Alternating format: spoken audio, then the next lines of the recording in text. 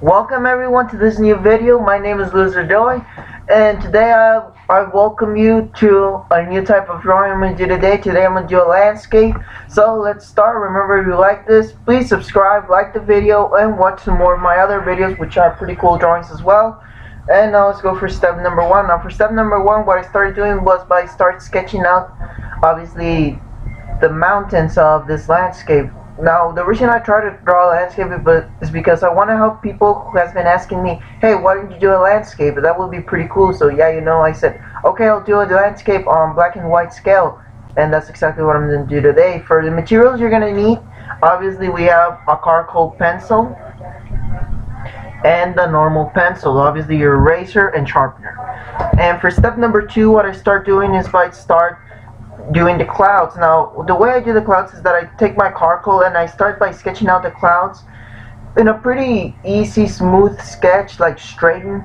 Now, how are we going to give that effect that they are clouds? Now, the way we make them feel like clouds is that I use actually an ear cotton, the one where those I use to clean my ears. Obviously, they're pretty good when it comes to shading.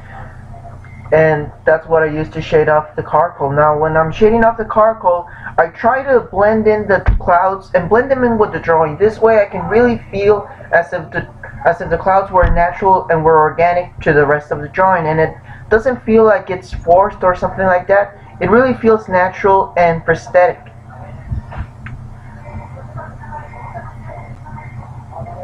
As you can see now, what I'm trying to do is trying to blend in all the clouds with the rest of the drawing. Now the parts where we do not have clouds, we should finish it by painting it with the rest of charcoal, with just a clean shade of charcoal through the rest of the drawing where the parts aren't filled with clouds. Like in this one, in the corner I'm just painting right now, I'm doing it obviously with my cotton. And then I add some details with an eraser. An eraser is a pretty handy tool in order to give lights, especially when it comes to clouds. Now, as you can see now, I'm using my pencil just to add some details into all the clouds, some blending skills I use. Obviously, I have to pretty well manufacture with my pencil. I have to do some skills over there. But you can see I'm just moving my hands up and down through all the sketches of the clouds. As you can see, my hand is just moving towards the clouds and trying to find the blending in themselves. Now, to finish the blend off, I obviously use the painting brush. Now the painting brush is pretty cool when it comes to finish the blends, and of course the eraser. And as you can see, I just give like a layer of erasing and then a layer of brush.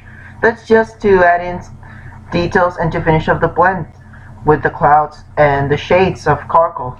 And now I'm starting off with shading, obviously, the mountains. The mountains was a pretty easy step. This is step number 3. Start shading in the mountains.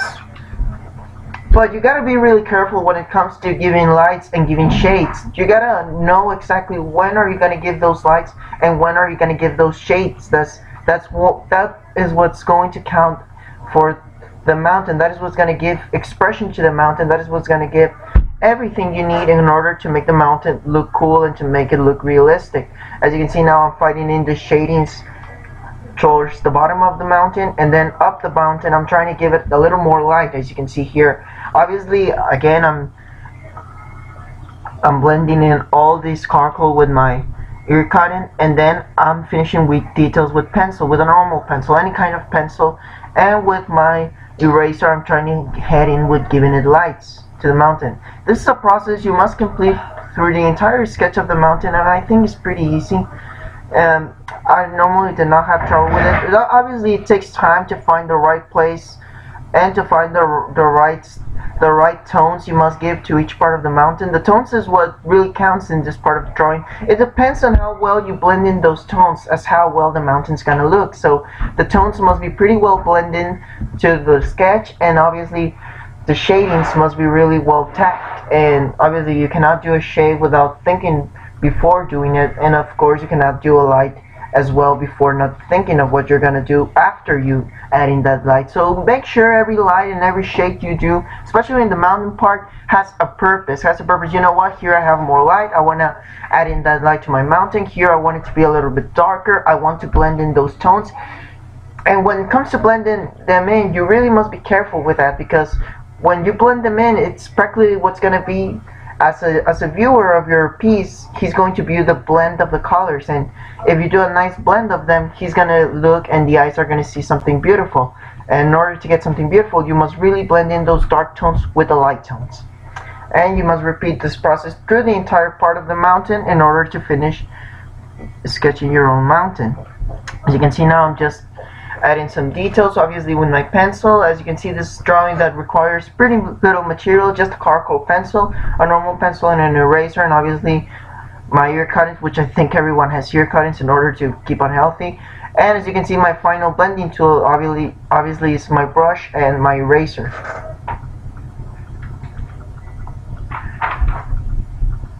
Now we're going to step number 4. Now that I finished blending all the mountain and shading all the mountain, and as you can see, the mountain finished up pretty good, sorry sorry for my pronunciation there. Now what I must start doing is that I start by sketching out my pine trees. Now, since this is a drawing by scale, the pine trees, the first line of pine trees you must do, they must be pretty small, like almost invisible. So what I do is that I just draw vertical lines, pretty small vertical lines, in order to make them feel like they're invisible lines, and that from the scale they're the shortest trees because they're way far back in the image. So you must really blend in those kind of stuffs. And then the second layer of pine trees, they must be a little bit bigger, a little thicker. As you can see, every line I draw trees that are thicker and bigger.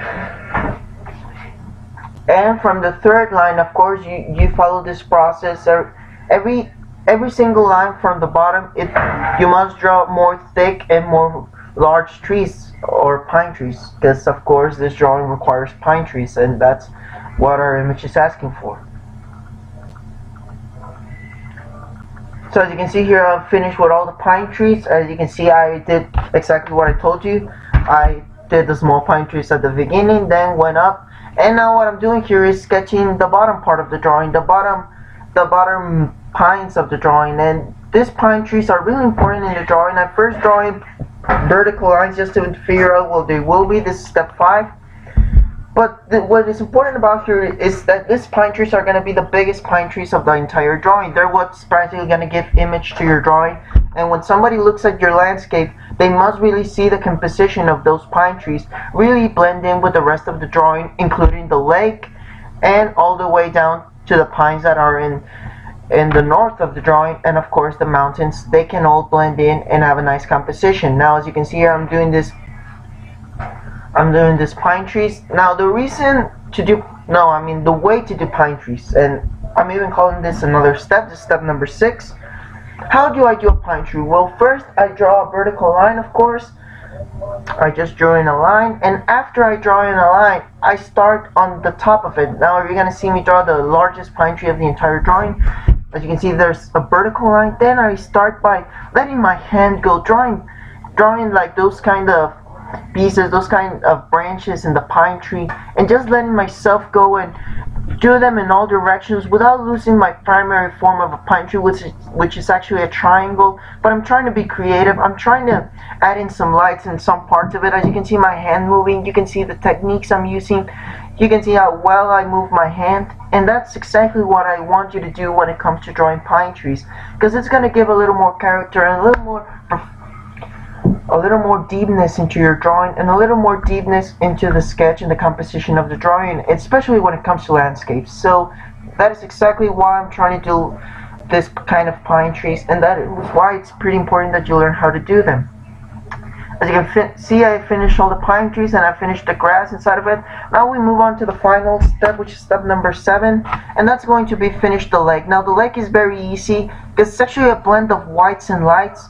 There are pretty little shades inside of a lake, and to make it actually look like a lake and a 3-dimensional lake, you must add in the shades of the pine trees that are on top of it, and that is gonna look pretty cool. I think that's the coolest part of the drawing, when you actually like blend in those shades inside of the lake of the pine trees you did at the top. That is really smart when it comes to a drawing, and I think that will really help. And of course that's what I did here, and that's exactly what you must do in order to make the lake look cool. And the lake doesn't really have that much character. Right here I'm already done with the drawing. It's pretty cool, as you can see.